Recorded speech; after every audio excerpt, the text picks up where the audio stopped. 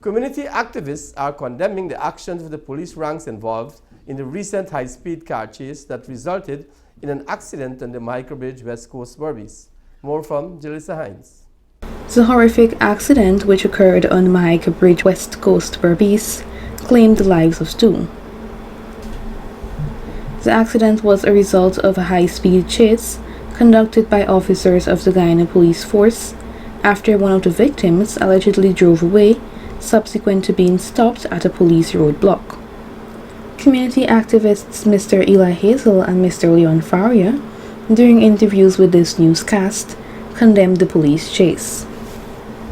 Mr. Eli Hazel shared these sentiments. I believe that accident happens unnecessarily, because if something happens, the police could radio call a next station and they would go and get a block, right? But the thing that I could say also, that when you're driving, if you're chasing a vehicle and you see a crowd of people, are you still going to go? Mr. Hazel then reveals these suggestions to prevent such a situation from reoccurring. So I would like the commander to know that any driver that you have driving the police vehicle should be trained. They should get classes for them to understand what they should do. Driving is not only jumping in and steer. What we need now is to get a solution. We need solution in terms of preventing this thing from happening again. All the times that the police chase people, somebody die. And the thing about it is, when these things happen, it's not the police feels it. It's the somebody who were not supposed to be in it.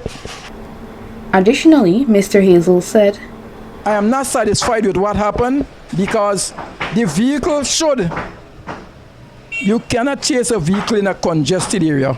You should mark the vehicle.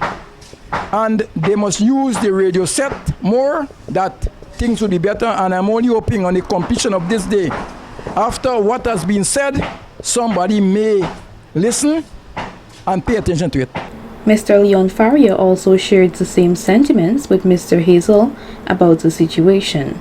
Not everybody that the police stop are criminals.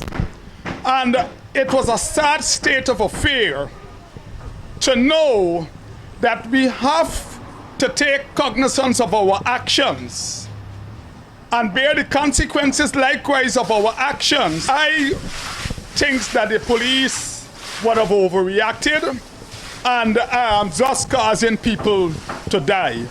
For me, being an ex-policeman, an ex-soldier, and a private investigator for a number of years, I would have said, all right, boy, he who fights and run away lives to fight another day. I can catch you. Mr. Faria then left these suggestions to the Minister of Home Affairs.